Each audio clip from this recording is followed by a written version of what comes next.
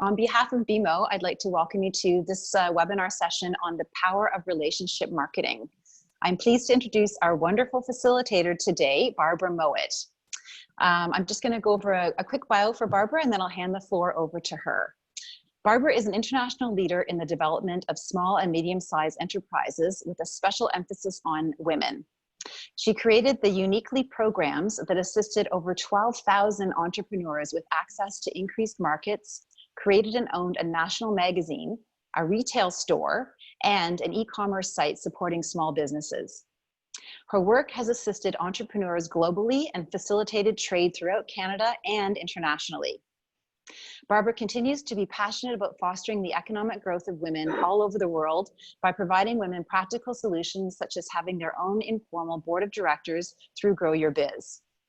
Barbara has been broadly recognized for her significant contributions and numerous achievements, including, among many, winner of the Canadian Women Entrepreneur of the Year Award for the impact on the local economy, the Governor General's Award in commemoration of the person's case recognizing outstanding individuals who have helped to advance equality for women's rights and girls in Canada, Vancouver's YWCA Women of Distinction for the coveted Connecting the Community Award, and recipient of the International Alliance for Women's Global World of Difference Awards, the advancement of women's economic and social empowerment.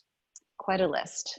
I'm sure you will all enjoy today's session, and I'm going to hand it over to you, Barbara. Welcome.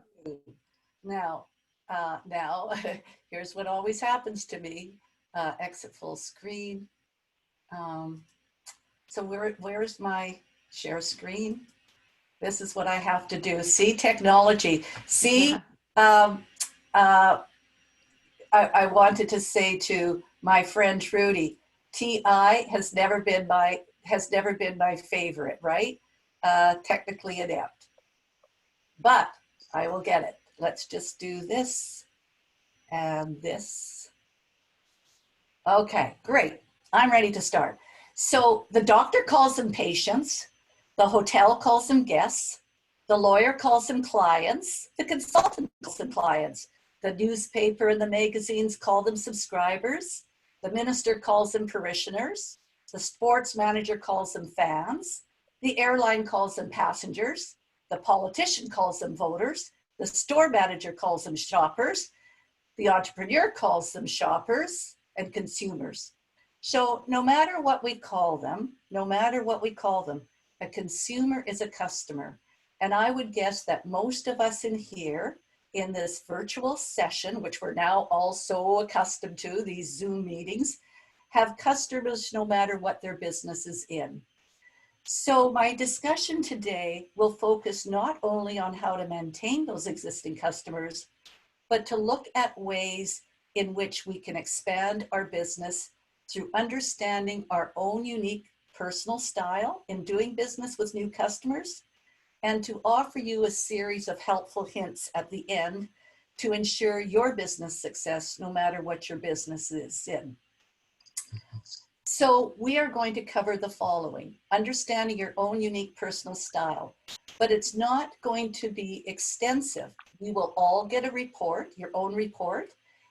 Then I want to go into what do customers want, how to attract new sales, analyze your competitors, uncover any problems, and saving marketing money. So it's going to go fast, and I talk fast. I'm going to share some slides with you because for me, it's all about, I guess I started my business in the early 80s. I know Winston Churchill said the quote, "Never waste a crisis." And he said that to Stalin and Roosevelt after the war. And that was when things like the International Monetary Fund, the United Nations, the NATO all started. So when I look back, and I'm just going to share a few slides with you, at this lovely lady right here is Rosanna Magnon, and you'll see there's Susie behind her and Vaughn. But the reason I'm bringing up these slides is because this is our team. These are our chairs and our lovely sponsors from BMO. And I want to acknowledge BMO because it's because of that relationship back in 1990 that we have maintained 29-year relationship. So my emphasis today is on the power of relationship marketing. again, just sharing. Leanne Hackman-Carty, who is my managing director. So whenever I was starting something new or going into something different, I would always go back to, who do I know? What do I know what don't I know that they can teach me? And Leanne is now my managing director in Alberta. And I got to meet her in 2002 through OWIT, the Organization of Women in International Trade, which is one of our collaborators. Next to her is Amanda Ellis, Global Banking Alliance for Women Entrepreneurs. Met her in 2000 in Paris, and she became the ambassador for New Zealand, and amazing career. So you'll see how these are all connected eventually. We Connect International, start at We Connect Canada with Elizabeth Vasquez, Carolyn Cross, WPO. I'm saying these because that's what led me to do international work. It was like, doesn't matter. You can't see where these are places, but these places include, oh, maybe you can, and maybe it's just me that can't see it. From Tanzania to Zanzibar. I mean, we did 45 different countries, and even Brunei and Slovenia, and no, I did not know Melania. I'm just sharing with you the global impact that relationships can have. So from that stance, I then continued. I'm wearing this wonderful UN pin because it was because of that. Oh, it actually fell. It's on this side. I'm getting confused with the slides. So that's what we started 2 years ago, and it started in Vancouver as part of our Accelerate 2017 conference. And you'll see again the affiliation with Laura Reinholtz, who's the director for BMO for Women, Elise Nelson, Vital Voices, which was started by Hillary Clinton and Milan Vermeer, and of course, Amanda Ellis.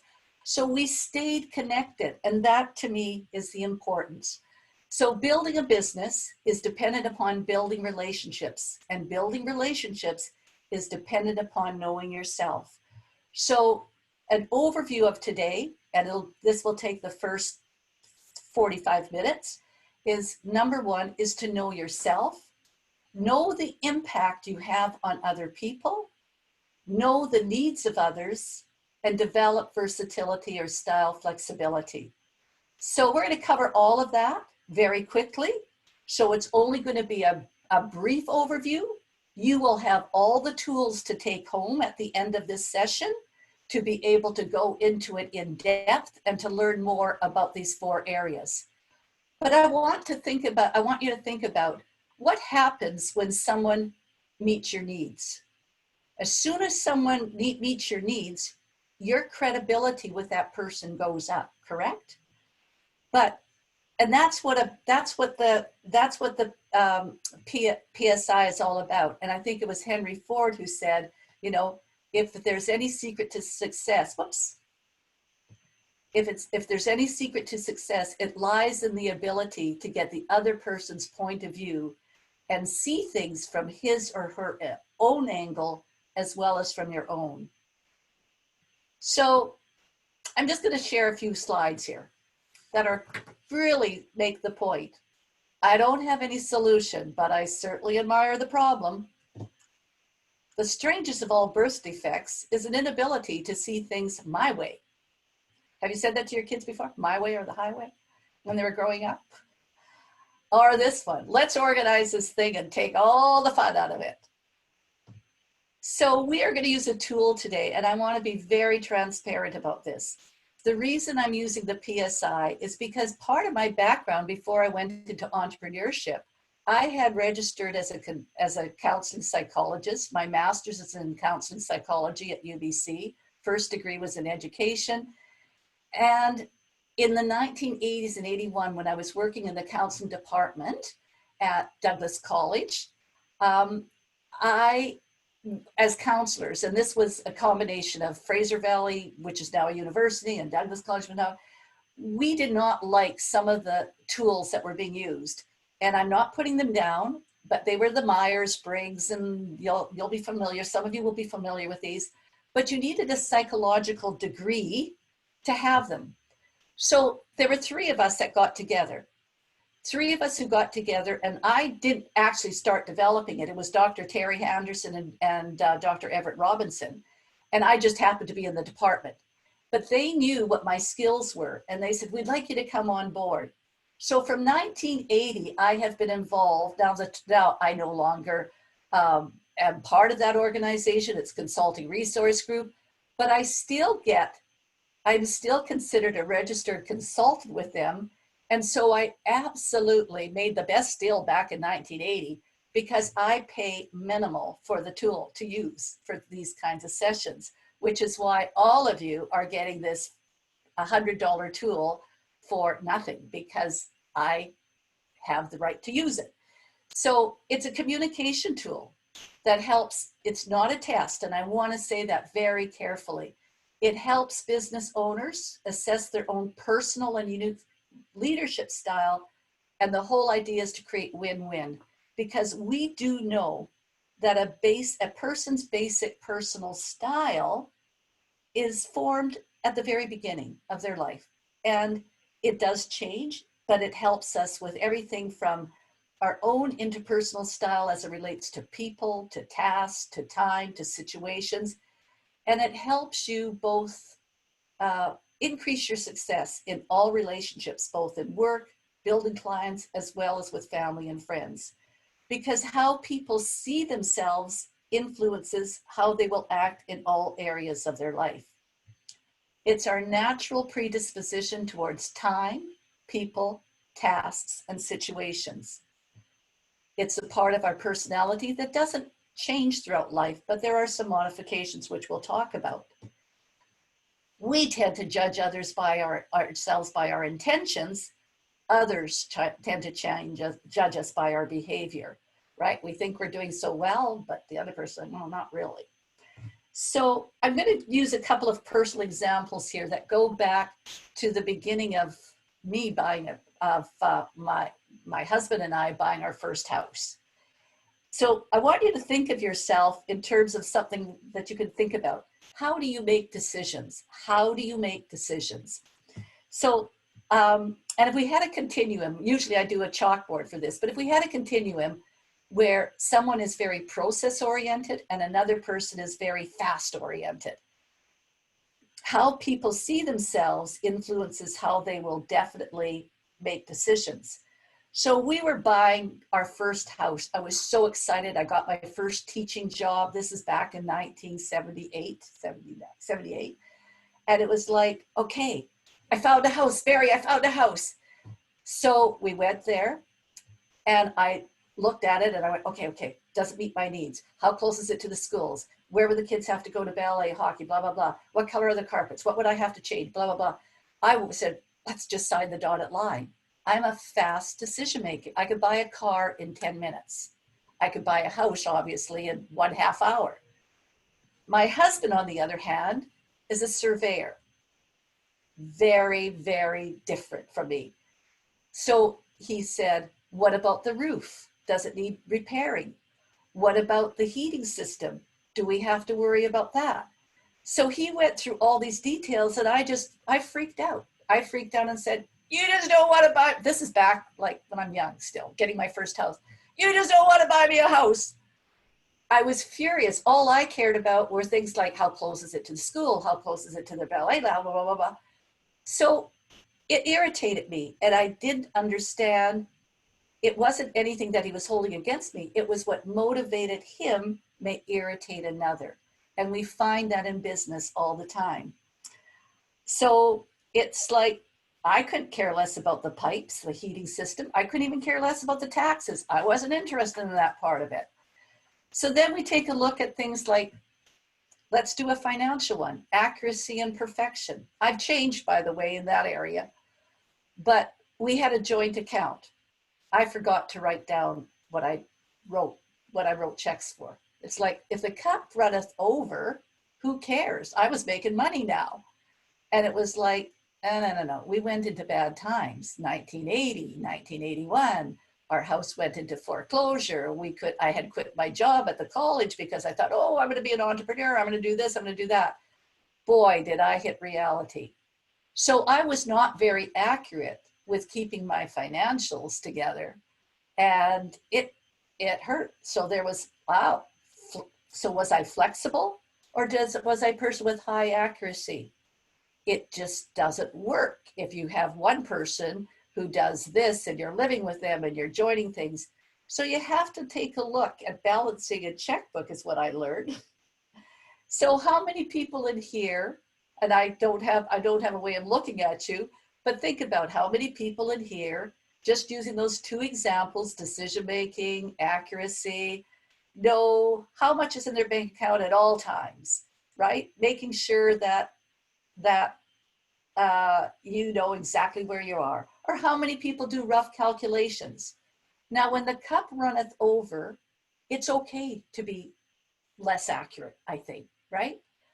But it's only when we're under stress. It's only when we're under stress that our personal style really comes out. And it really shows the differences in our behavior. We can take a look at how do people behave in meetings. Are they gregarious? Are they verbal? Are they reserved? So we have to take a look at the settings that we're in, and we can think about, I want you to think about your own situation here. By the way, I want to give credit to the cartoons I used. I always believe in giving credit. So those cartoons come from I call him a brilliant writer, and his name is Ashley Brilliant. And we're talking 70s and 80s, but I still use them because I loved his titles, and I always used his titles. So some of those books, the titles are All I Want is a Warm Bed, A Kind Word, and Unlimited Power.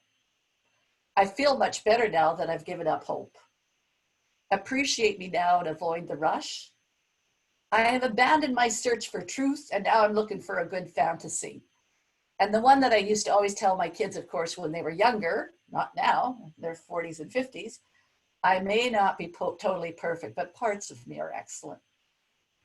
So you can use those quotes. They're from Ashley Brilliant. Loved him. So we are going to dive into this. And what I want you to know is that you will be asked, we're going to go through your personal style foundation overview. What are your style tendencies? How will you use them in a business setting, or how could you use them in your business life?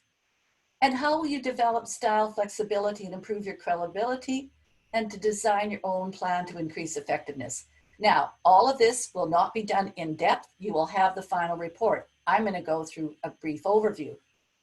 So I want you to get a piece of paper out, and I want you to make sure that after you spend 10 to 12 minutes doing this communication tool, which will be silent because all of you will be working on it, you need to write down your 4 scores. It'll be obvious what they are. It will be a B score, a C score, an I score, and an A score. And you're going to write them down, B, C, I, A. So what you have to do is you are going to be given, you will be asked to respond to 16 sets of words. There are 4 descriptive words with 3 clarifying definitions. So for example, taking a look at the first row, artistic, technical, productive, supportive. This is just an example, right? You are going to rank each set of words with how you see yourself. So 4 is most like you, 3 is the best next like you, 2 is the next one down, and 1 is the least like you. So you're going to go 4, 3, 2, 1 for every set of those 16 words. And you'll be given a link. It'll be done on your iPad or your phone. It works with both. And so your job in the next 10 to 12, it should only take 10 to 12 minutes. You are going to come across 4 sets of words where you're going to say, ugh, none of these are like me. It's a forced choice. You have no choice. You have to do 4, 3, 2, 1, even though you say, none of these describe me. Please do not think of yourself as a mother, as a daughter, as a partner, as a CEO. Do not think of yourself in any set role. I want you to, in other words, don't overanalyze. It's a quick decision. You need to think of how you act in most situations, most of the time, with most people. And remember, there is no right or wrong. As soon as you finish, you will receive those 4 scores. You will write them down on that piece of paper because you will need those in order to go through the rest of the overview. So let's move on. And Alicia's going to put this link in your chat box. And you are going to do it for, I'm timing you. Again, don't overanalyze. And does everybody have that? Does everyone have the link? Trudy, you look like you don't have it yet. No, I'm trying to figure out how to get it. I have not done Just this. you go to the chat box. This is where Alicia comes in. Sorry, Alicia, I have to go to you. Yep, so you can just open up the chat box at the bottom. If you move your mouse, it'll hover over. It just looks like a little chat box icon. And then there's a clickable link in the chat, which is the same link that Barbara's showing. For registering, oh, I gotta put my name in here too now? Yep, Okay. and only you get to see the results. No one else. This is not shared with me or with anyone else. But I can do it on the computer? Yes, total Okay. confidential. It's absolutely confidential. Yeah, the assessment is done on this program. It will be done on the web, and it's actually a question and answer on the web. And then after that, it'll give you your assessment. And so the tool that Barbara is referring to is this link that you are now all opening up. Right, okay. All right. For me, it says the link is not secure. It is. That would be your computer settings. So something within, try opening it on a different browser. Okay. It is secure, and no one gets to see it but you.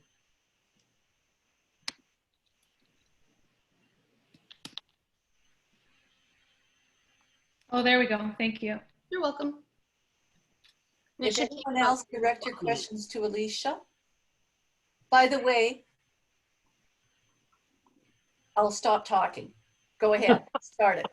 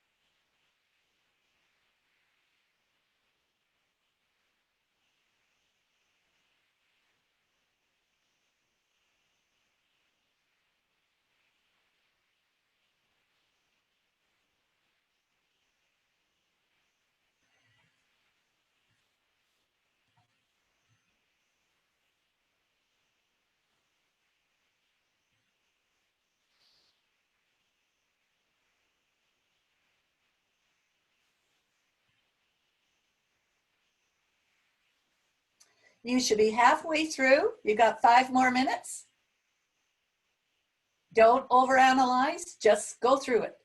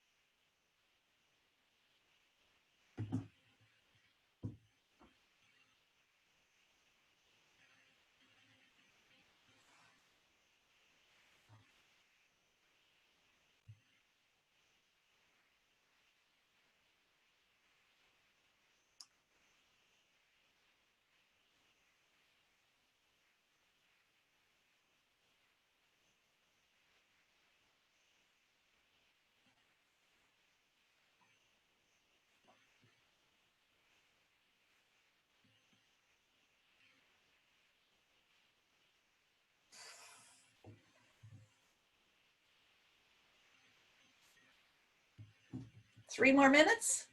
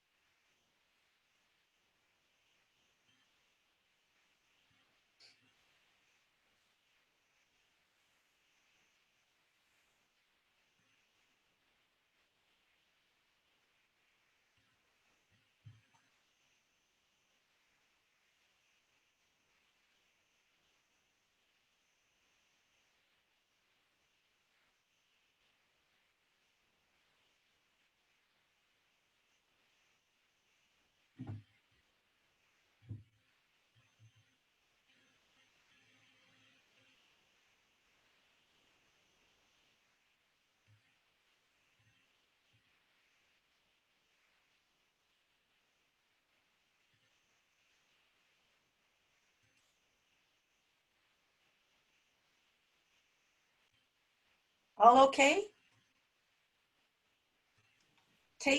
Alicia, take a look at the chat box to see if anybody still needs any more time, because I think we're ready to go. I think we're just working on, it seems like the majority of people are working on the saving process of their assessment. So they're looking to save it, and they're finished just saving it for themselves. Okay, great. All right. So write down your 4 scores, your B, your C, your I, and your A, and we'll go ahead. So I put the next slide up, which everybody can see, called the Personality Development Factors Model. So the personal style, who we, our behavioral, cognitive, interpersonal, affective, is only one part of our personality. We have to acknowledge that human beings are more complex than just their personal style. So what we do when we look at this model is you need to see different factors that we call internal and external factors that do contribute to our personality development. So in the middle, of course, is the whole person.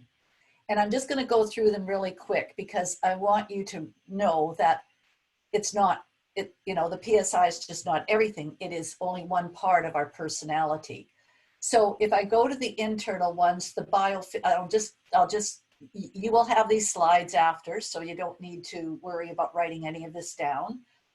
The biophysical factors include our genetics, our gender, men, women, type, body type, birth, any kind of biochemical imbalances. I certainly know that when I went on hormone pills in 2000, I certainly made some changes in my personal style. I was more edgy, etc. Any health concerns, allergies, aging, physical disabilities, that's going to affect, the biophysical factors will affect your personality development. And then we have the environmental ones, the schools, the workplace, the military services, society, culture, nature, climate, geography, war zones.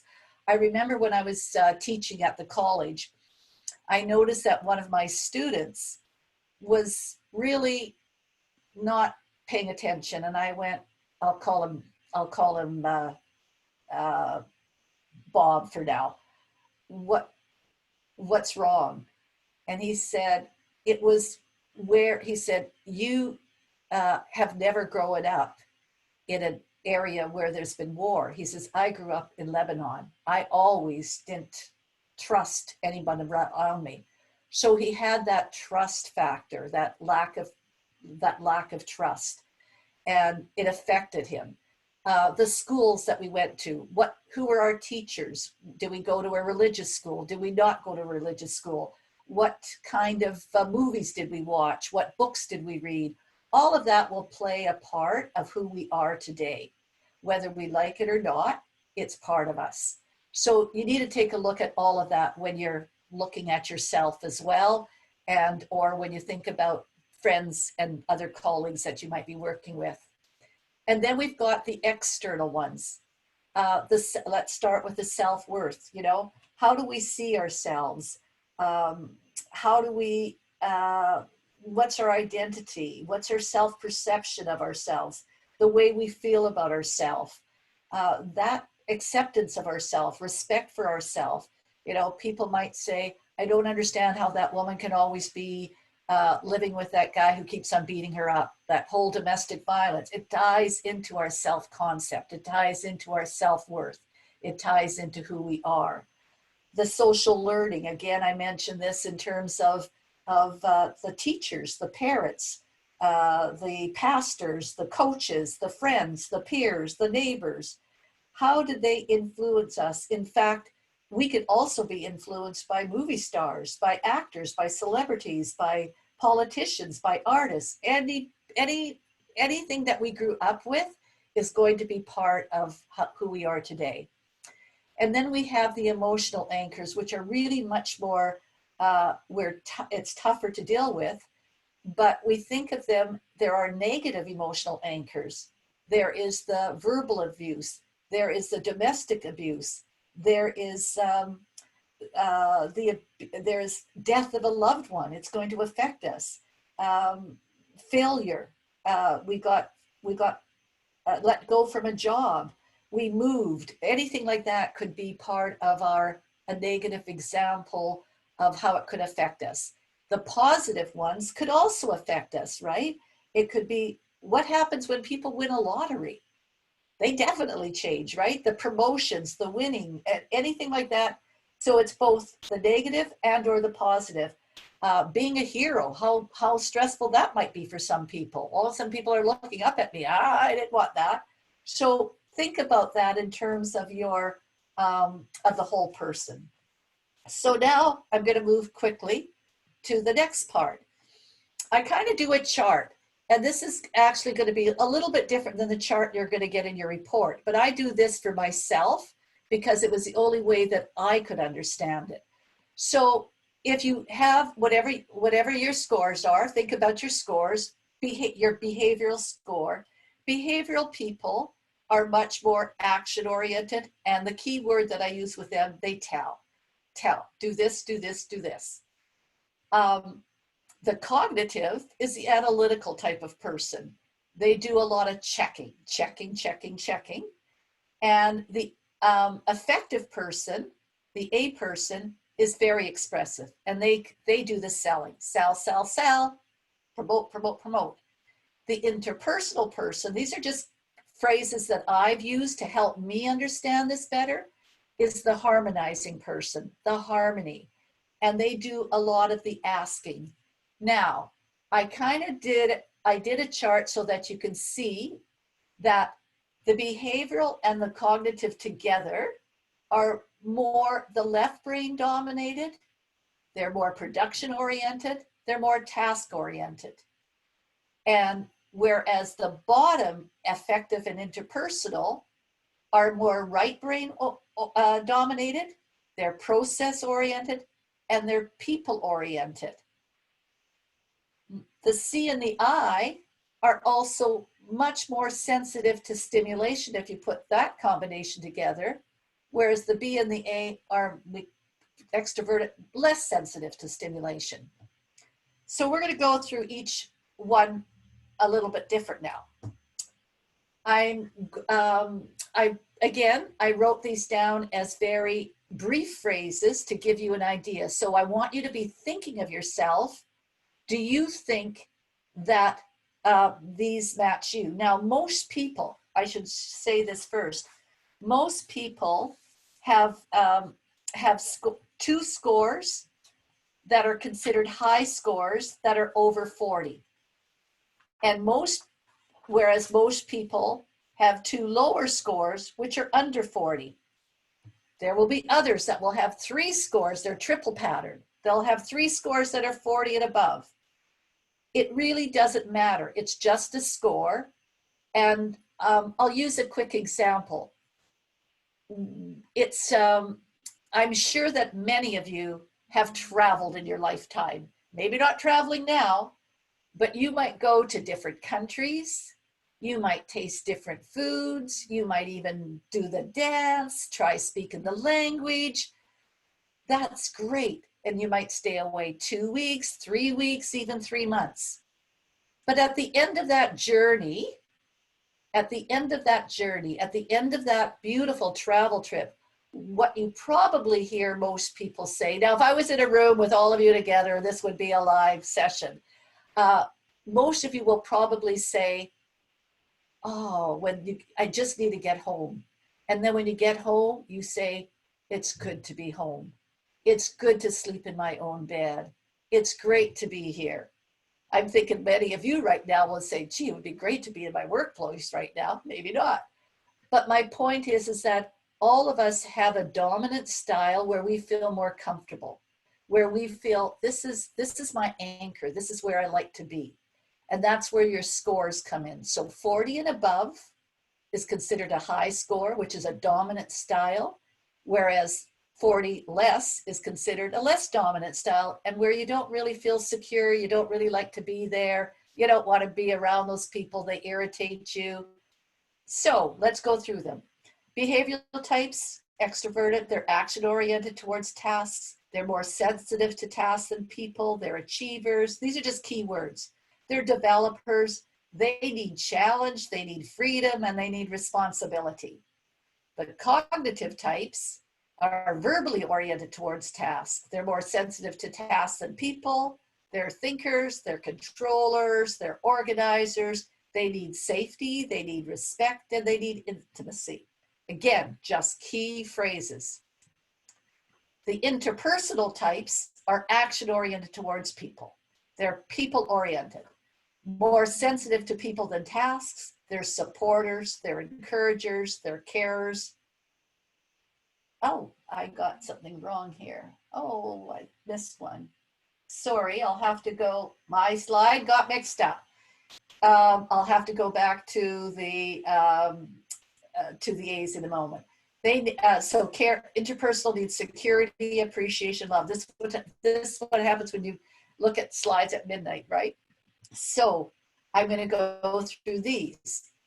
This will help you.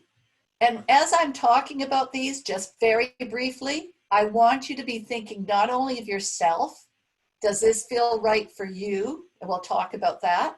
Does this feel right for you? And think about other people that are your friends, your colleagues, clients that you deal with. And sometimes you might even think of, people that you think you know, and where do you think they fit in this? So let's go through the style strengths of each person, of each of the behaviors. So again, style strengths of a high B person, they act rapidly to produce results. They're inventive, they're productive, they're driven to achieve goals. They have high endurance under stress. Give them stress, give them more stress. They're confident in positions of authority. However, all of us have common difficulties, and it's when we're under stress that these really come through. They can be too forceful or impatient, can often think his or her way is the best. They can be insensitive to others. They can be manipulative or coercive, and they can be lonely or fatigued. If we go to the high C's, they act cautiously to avoid errors. Now remember, every business requires all four styles, and all of us have all four styles. It's what is our strength? What is our weakness? And once we know that, then we can hire our weakness, or we can hire our strengths, or when we're dealing with a client, we can, and I'll give you a couple of good examples of how I've used this when I'm trying to close a deal. Acts cautious, so style strengths, engages in critical analysis. They're analytical. They seek to create a low stress climate. They want quality control. They're critical observers with insightful perceptions. Did you look at your finances, Barb? They can follow directives and standards. Their common difficulties is they can bog down on details and lose time. They can be too critical or finicky. They can be overly sensitive to feedback. They can be too self-sufficient and alone. Interpersonal, promotes harmony and balance. Reliable and consistent workers, flexible to others' needs. My phone's ringing in the other room, there's no one here. Sees obvious things that others miss, is often easygoing and warm. But the common difficulties is that they can be too easygoing and accepting. They can allow others to take advantage. They can become bitter if unappreciated, and they can be too dependent on others. High I's don't care about money, about getting more money sometimes. They do care about being appreciated in a job. Just another learning that I got over the years. The effective person acts creatively on intuition, is sensitive to others' feelings, is resilient in times of stress, develops a network of contacts. They're the best networkers, is often willing to help others, but they lose track of time, can overburden and overindulge, can be too talkative, can lose objectivity, be emotional, can be self-oriented or self-assured. So you have to remember that in many situations, your greatest strengths can become your greatest limitations. Oops. So I'll give you some examples when I said that I will talk about how I deal with clients. So remember, you have to find out what are the needs of the other clients. And so I always start with, first of all, asking you, does the scores that you received feel right? Because what sometimes happens is that you may be thinking of yourself in a certain role. Remember I said I worked at the Douglas College in the early 80s, 80, 81. I was a counselor. My full days was meeting with clients. I was counseling. I was helping them make career plans, lifestyle changes, sometimes dealing with all kinds of emotional things that people remember, and they were all ages. At a community college, you get everything from out of high school to the retiree. So I was excited about the PSI. And so I did it on myself. And then I brought it home, and this is a good thing to do, is get your family members, get your children, get your support group to do it on you. How do they perceive you? Is it the same or is it different? So I have a husband and 3 children, and I said, I want everybody to do the PSI on me. So they did it on me, and it was almost the complete opposite of how I saw myself. And I went, oh my God, is that really how you see me? And now I'm giving it away to Kathy because I was going to get her to guess how she thought I might be. But I saw myself as a high I. I'm dealing in my counseling role every day. I'm dealing with people. I want them to be healthy. I want them to be safe. I'm giving them all my time and attention. Now I live in Abbotsford, which was an hour away from the college. So I'm driving home. I come into the house. I drop my briefcase down. There's Barry reading the paper. There's the kids watching television. And there's the dog running around. And I go, what's going on? Did you do your homework? Did you put the potatoes on? Did you do this? Did you do this? Did you do that? I was Sergeant Mowat, right? They saw me the way I am in most situations. I come in and I go boom, boom, boom. It was an amazing learning experience for me. It's like, oh my God, I wasn't thinking of myself in most situations, most of the time, with most people. I was thinking of myself in a certain role. So you got to be careful, right? And then I had another client and I said, this doesn't feel like you. This is not my observation of you. And I said, are you sure you did it right? Did you confuse maybe? Did you put one as your most, right? It was total again opposite. After some deep discussion with her, she said, oh my God, this is what my father always wanted me to be. So again, know that it's a communication tool to help you learn better about yourself. That helps you take a look at your pattern in a different way. Now, let me talk about a work situation. So I'm a high B, right? Boom, boom, boom. So I have a client who's a high I, right? So I'm under pressure. I want this contract signed.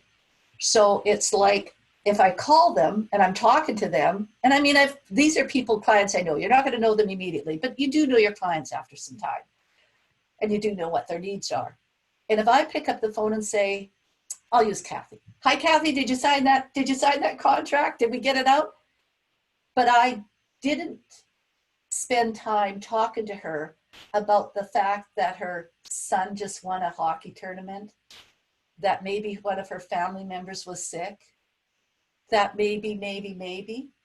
So instead of me shifting myself, remember, you know yourself, know the impact you have on others, and know the needs of others. She needed some soft talk first. She needed some recognition that it wasn't just the money I was after. It wasn't just the contract. Yes, I wanted it, but that wasn't my first goal.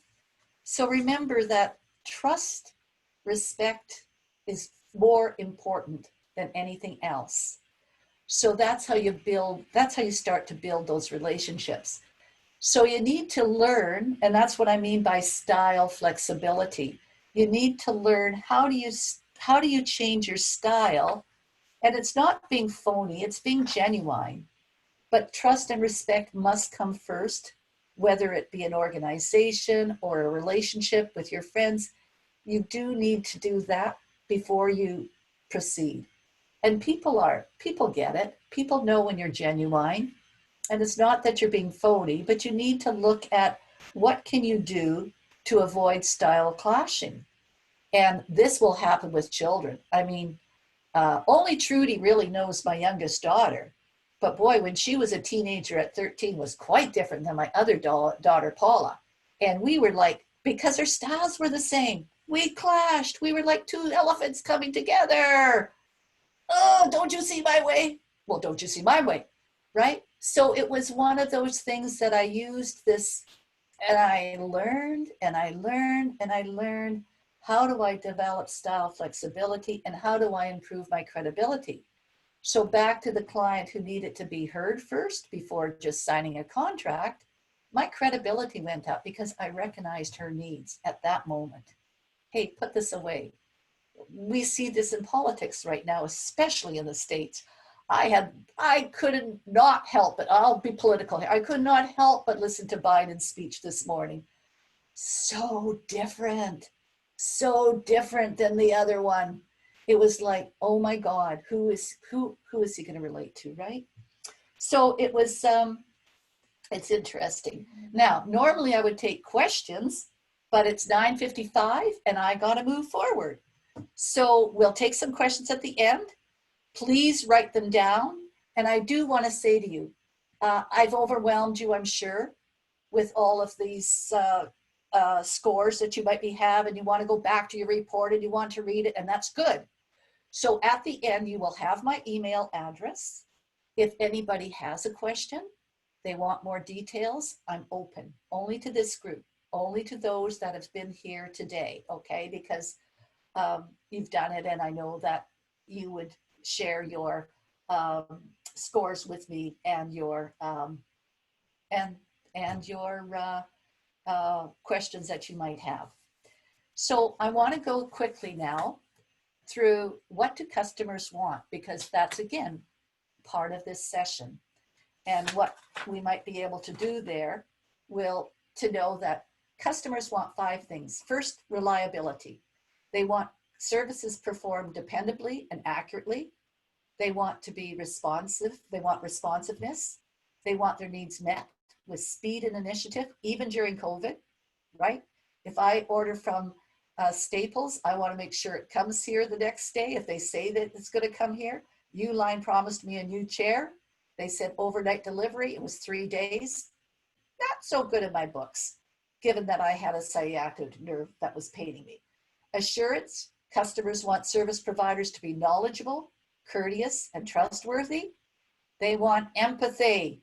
They want to know that you care and are concerned. And the tangible. What does the tangible product or the service finally look like? So we're going to go through a lot of these really fast. How to attract new sales will include pamper your regulars, reactivate old accounts, increase your sale with add-ons, improve what you have to offer, provide incentives, look for clones of your best customers, diversify your range of clients, analyze your competitors, perform a service audit, and saving marketing money. I will go through each of these quickly and give you one example in each one. And the handouts I will give you has more than one example, okay? So the first thing that you want to do at your desk, we're all working out of home, is make a list of your most regular, profitable, and loyal customer clients. And I mean, really get to know them, right? Get to know them really inside and out. And follow them. Follow them on SM, on social media. Like them, share their posts. Don't just like them. If you can share their posts, it means a lot to all of us right now. Congratulate their winning of awards. Look through what's happening to them.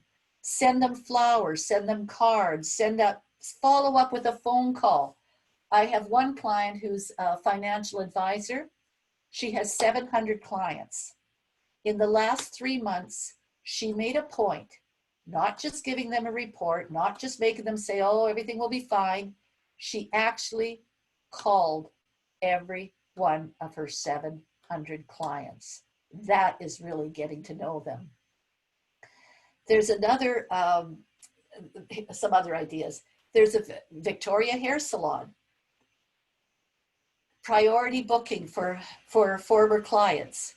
Did free delivery, and when she comes back, she'll give priority booking to those former clients. She did free delivery and curbside pickup of salon products, including the dye mixture needed to be used. Minimum of $50, but she'll bring it to you in the whole area. she has a newsletter that she's giving to everyone, which will list all of their health and safety regulations before entering the salon. And she's catering to the most vulnerable. Someone who has a compromised immune system, who's a senior, they will either get the first thing in the morning or the end of the day solo. That's really pampering your regulars, right? There are others that are offering preferential treatment in the fashion industry, similar to Customer Appreciation Day. We'll open the door just for you. 10% discount, 15, whatever it might be, but it's preferential pampering your regulars. You'll keep them. Reactivate old accounts. You think they're lost forever? No, wade through them, raid through your client list, order book, look through your books, your sales ledgers, but most importantly, let them know you're still in business. Encourage customers to buy more. You know, be better to buy 3 boxes of chocolates instead of 1. Maybe cookies, maybe valued price. There's a woman in Grand Prairie, Alberta, who's offering subscriptions to have chocolates sent to her office every month. Doesn't have to follow up with them. They just automatically get sent. So it's not buying 1, it's buying more. The masterclass example, buy 1, receive the second membership free. What are the add-ons that you can do? Improve what you have to offer. Sometimes you're outdated. My PowerPoint presentation was outdated. It was my daughter who said, oh, you can't use that one. That's 15 years ago. Like, get it spiffed up. So look at what she did. She did the virtual background for me. She did the, like, okay, I get it. So modifications to an existing product or service is often easier than coming up with new ideas. Ideas are the same. The look is different. Make simple adjustments to design or changes in packaging to make the item more attractive.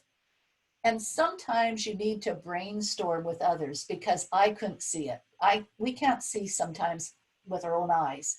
We have to brainstorm with others, informally or formally, and have someone record the ideas that are generated. And my plugin, get yourself an advisory board.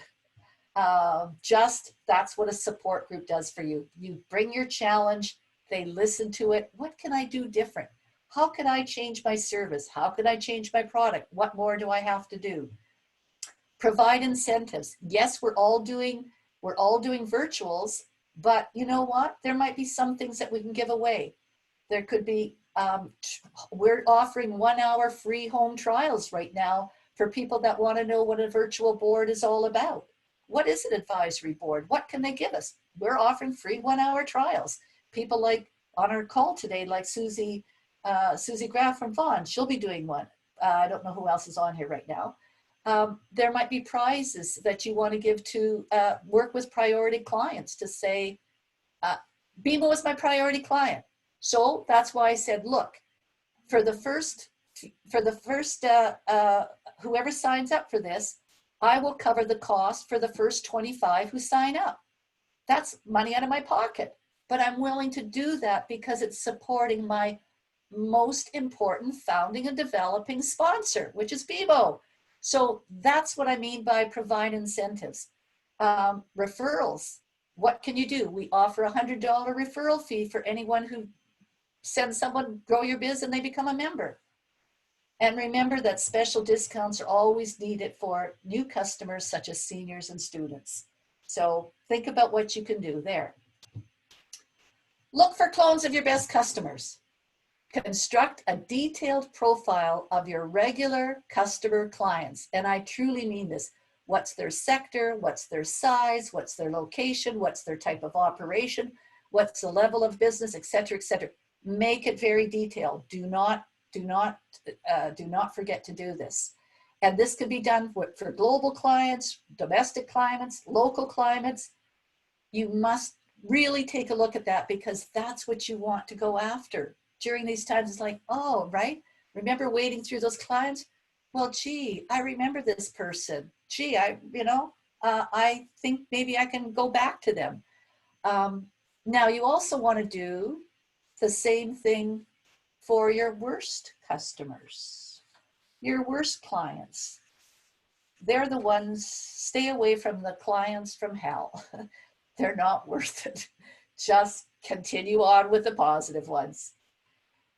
Now, diversify your range of clients. And by that, I mean, you want to broaden your customer base so you aren't vulnerable to slow down.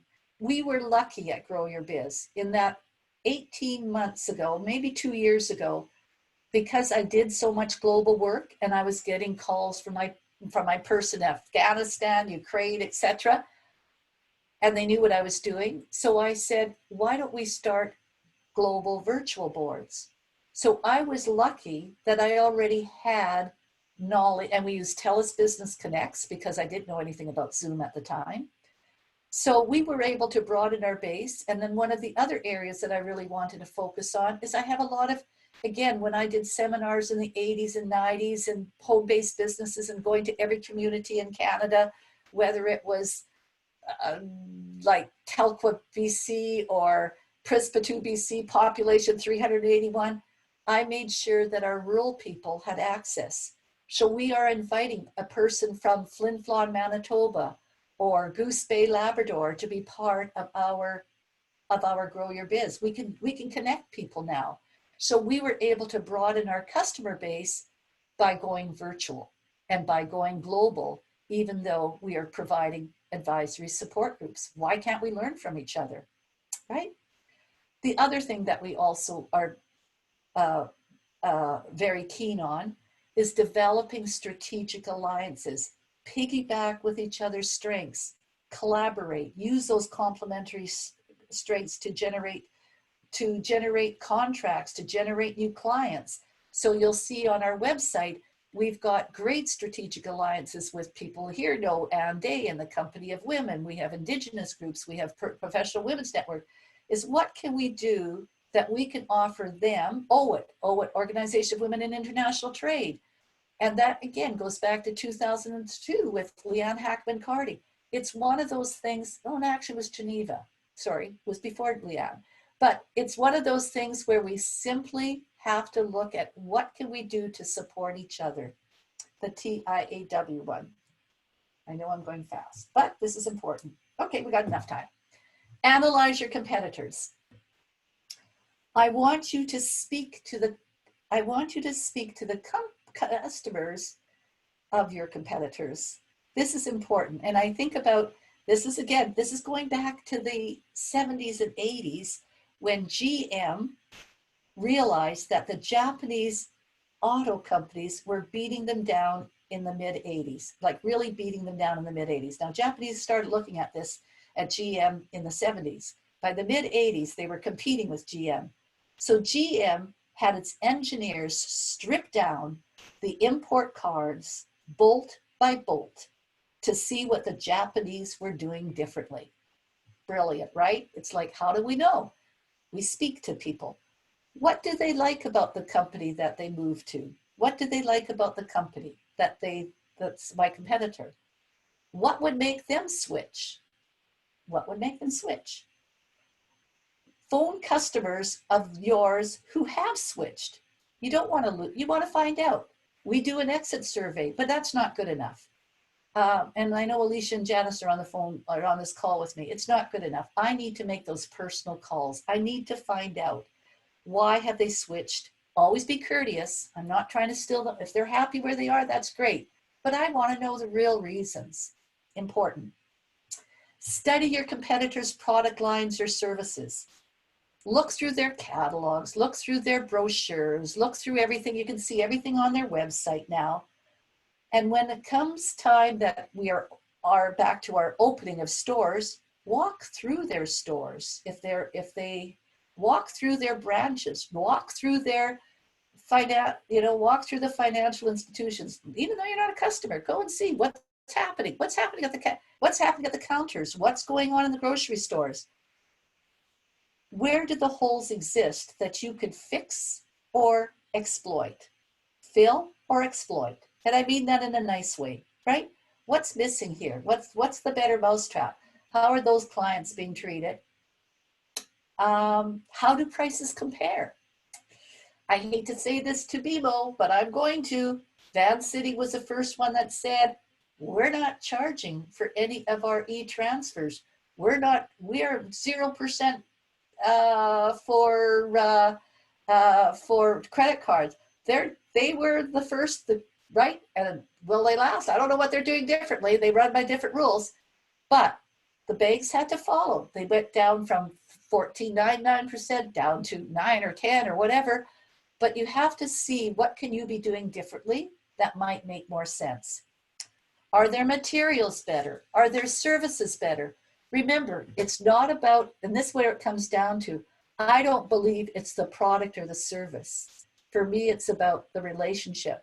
And I know that, I think it was Maya Angelou who said, it's not what you do or it's not what you do or what you get out of it, it's how you feel at the end of your session with them. It's how you feel. So it could be the same type of product or the same type of service, but how were you treated differently, right? Next one, going fast. Uncover any problems. Every one of us has problems. We all know it. We all know it. Doesn't matter how young our business is or how old our business is. You have to discover your level of customer satisfaction. You have to quiz your current customers. You have to send them a survey, or better yet, phone them directly. You got time now, phone them directly. Find out, what do you like about us? What don't you? How can we improve? What can we do better? What could we do better? And I give, again, BMO credit for this one. They always phone our chairs and they always want to stay in touch with us to find out what could they do better? What do we want? What are the needs of the WBOs right now? What can we do different? And how do they feel? This is the other one. How do they feel they are treated when they make a complaint? Do they refer you to others by word of mouth? And remember, this is again performing that service audit. Guard against the I see them every day, so I know what they think attitude. Uncover whether the needs of your customers are changing, because they are, and they're changing now. They're changing now, right? They really are. And the last section, saving marketing money. And I know I'm going to go through this fast, but it's important. Bartering is back. Bartering is back. What do you need? What can you barter? Who can you barter with? What can you give? If you own a dress shop, barter with your neighbor for printing, graphic design, writer of news release. I need it printing done. My Grow Your Biz member in Prince Rupert, BC, way up north. She wanted to be part of a Grow Your Biz member, and I said, well, but she didn't really feel that she could afford it because printing costs went up. And I said, well, what can you give me? I need stuff. So we bartered. It was great. It was a wonderful bartering exchange. You have to declare it, by the way. Talk to your accountant. Co-op marketing, we all know. How do two non-competing businesses come together? Pet store owner with a veterinarian, a restaurant owner and a theater owner, a sporting goods store owner and a sports bar proprietor, a computer company and an office supply store. But they could share their customer bases, and so can you. You can share your SM traffic, that's that liking. Make sure that you can build on each other's strengths.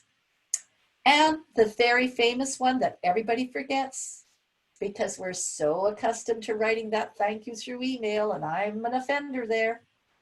Personal letters. Do you remember these? Do you remember what it's like?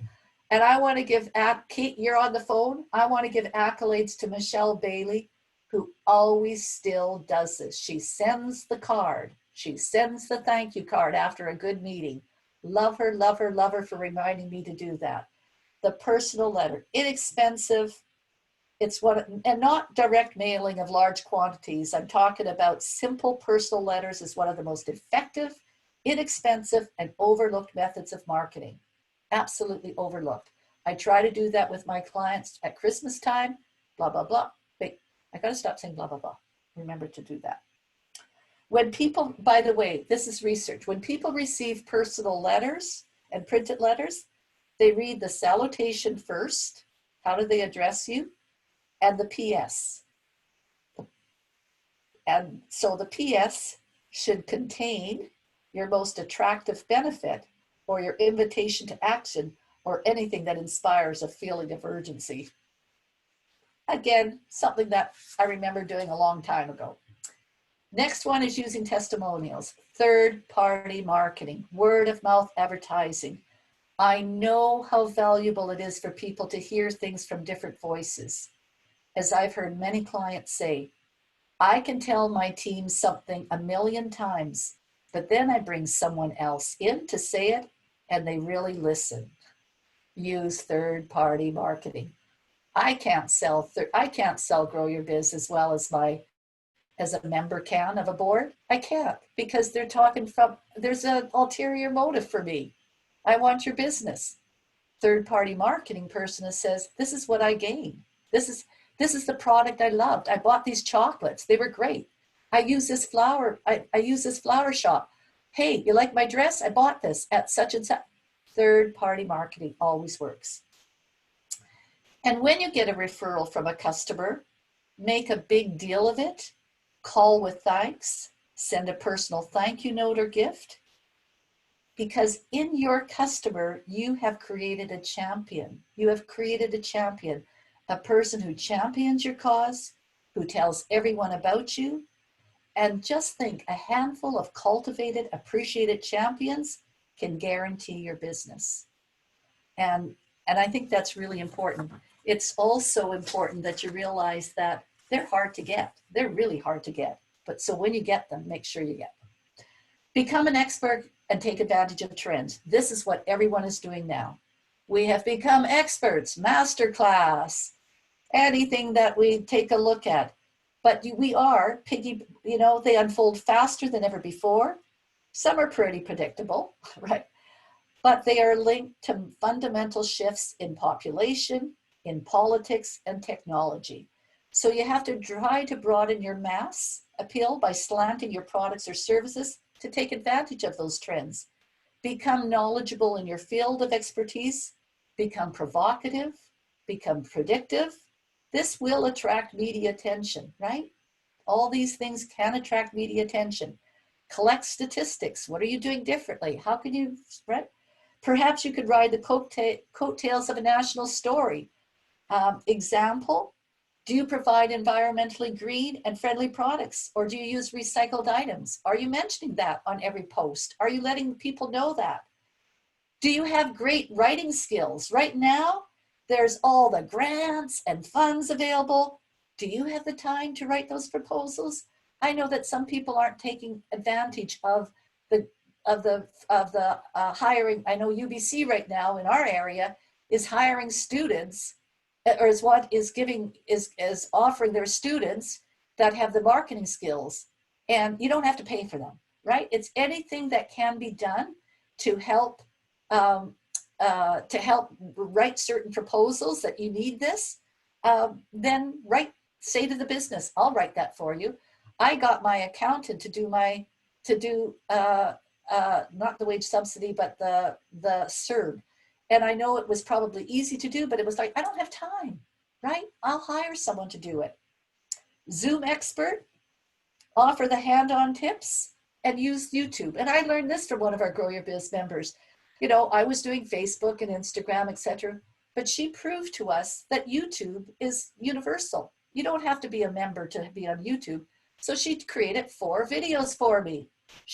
I hired her expertise. She's a video strategist. She knows more than I do. So she became an expert. And once she changed to YouTube, one of her examples she uses is that one of her social media that she put out in Instagram or Facebook was only getting about 50,000, 75,000 hits. As soon as she created a YouTube, and it was a 1-minute YouTube, she got 1 million hits. That's amazing, isn't it? So last one, network. You can still network by connecting virtually. And I used to say this, where you are tomorrow may well be determined by whom you meet tonight. So I can't say that anymore because it's not a live session that I'm going to, but it certainly is still my opportunity to connect. So I am going through all of 5,000 LinkedIns. And I'm saying, do you remember us? It's a nice email. Maybe some of you already received it, but it's offering them the free 1 hour trial. Some of them will take, even if you get 10%, you do 100 emails, LinkedIn's, what can you do?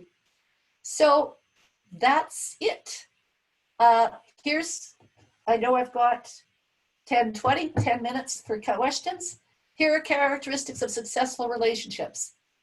Humble generosity, nurture others' interest and effort. Be able to give without keeping scores. Do not impose themselves, or do not impose yourself or your ideas, it should say. Practical energy, keep your ears and your eyes always open. Communicate simply, but always enthusiastically. Keep on keeping on. Have good intuition. Feel what's going on around you all the time. Know where, how, what to do. Operate often on hunches. Make small connections with big impact. Reaching out to contact others with complementary needs or common interests. Being sensitive to input from others, which I'm going to do, because I'm going to ask you to open up, and establishing partnerships that are win-win. And that's it. Oh, here. I don't need a great deal of love, but I do need a steady supply. Another Ashley Brilliant. And again, a Henry Ford. Coming together is a beginning. Keeping together is progress. Working together is success. So thank you. There's my email. Thank you, BMO, for hosting this. I know I went fast, but it's good to talk fast sometimes because you want to get a lot in. Thank you, and I will stop my share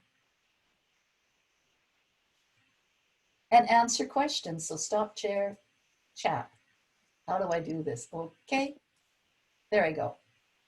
I wanted to be able to see everybody. Oh, how do I do this? Show grid? How do I do this so I get to see everybody again? Ah, darn. Alicia. You could click from speaker view to gallery view. Oh, gallery view. We do have one question. We have a question, how to build style flexibility for myself, and what are some ways to know my customer's style? Ah, good. Well, can anyone guess what I am? Oh, I can't go to Excel gallery view. It doesn't allow me.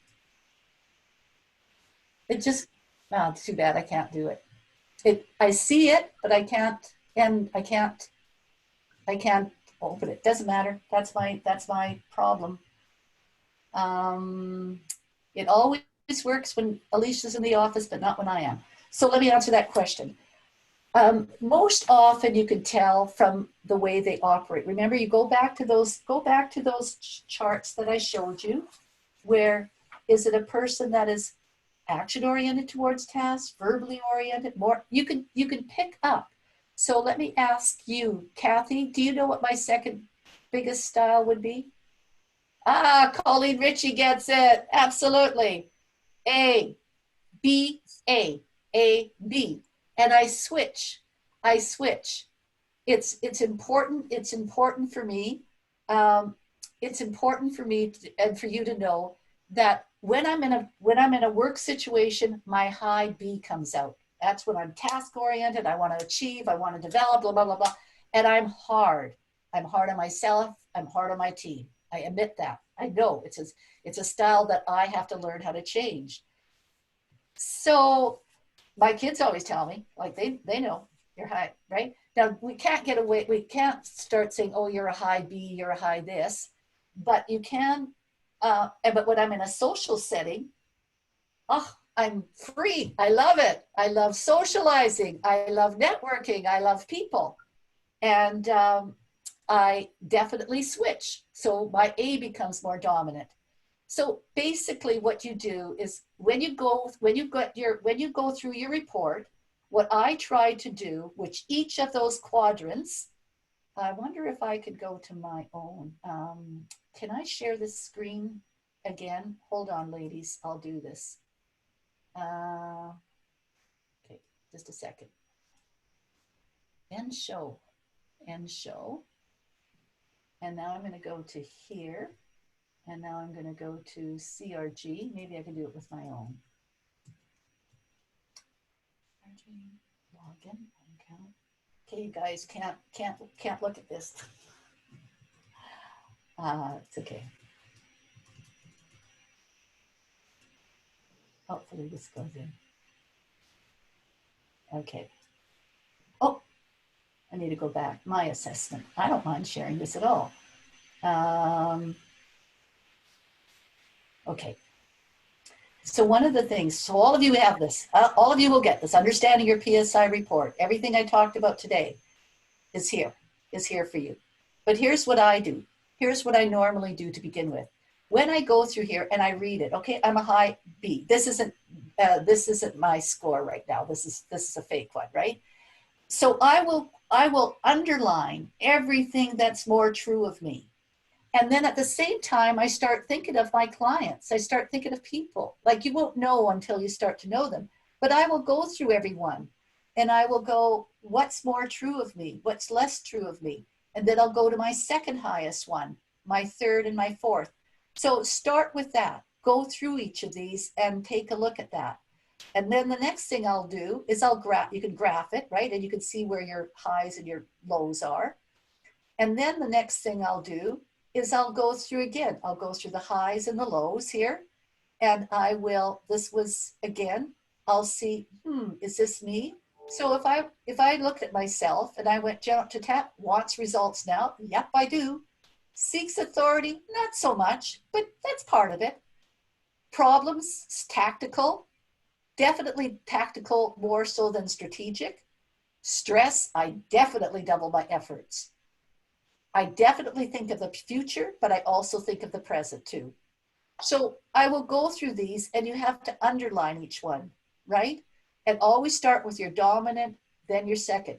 Then what you also want to do, because you have to learn this first. Remember, know yourself first before you can know the impact you have on others. You have to know yourself first. So then you want to take a look at your primary patterns. Again, what is your primary patterns? Are you at the two top ones, or are you a triple balance? What's your secondary balance? And then at the very end, you have to think about, again, style shifting guidelines. What do others want? So if I'm dealing with a high I person, I know that I'm going to go down to the I, and I'm going to say, they will respond best to being challenged in a kind way. They want a gradual approach to being challenged. I get this opposite all the time. A factual, practical approach, comfortable, friendly times. They get most upset if people get angry, blow up, or are mean. I mean, just look at this. This is where your style shifting is going to come in. You have to learn this based on yourself first. And then you develop your own plan to increase effectiveness. What are the main strengths of my style? What are the main difficulties with my style? What I could do to become more flexible in certain areas? Behaviors I would like to have more control over? And what could I do to be more effective with certain people? Think of specific people and then read the style saving from others. Does that help you? Other questions? Was that Juliana that asked that? Doesn't matter. Okay. Has everybody left now? Have we closed it off? I don't know. I can't see any other questions. Pardon? I don't see any other questions, just some great positive comments about your presentation and what a great job you've done. Oh, I see everybody now. There we go. Yay. Be technically adept. TI, not IT. TI, technically adept. Oh, so funny. Thank you for being part of it. And as I said, if there's any of you will get my notes, some of those helpful hints, the things I went through really fast. I'd rather have you get a sense of what there is out there for you during these COVID times. Don't give up. Don't think that, back to Winston Churchill, every crisis, do not waste a crisis. We are in a crisis, don't waste it. What can you do to pivot? What can you do to be more strong? How can you know the impact? Again, I go back to know yourself, know the impact you have on other people, know the needs of others, and develop style, versatility, style, flexibility. Once upon a time, I used to do this with every hire because I had lots of staff. We had a magazine, we had the e-commerce site, blah, blah, blah. I would make sure that I looked at what do we need right now in our business. And so I'd look at all the strengths of the people. And when we were doing the trade shows, the Uniquely Canada shows, I knew I needed an I and an A.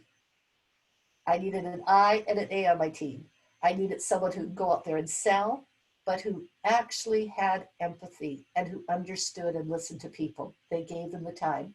They didn't need, I didn't need a B, and they didn't need another B.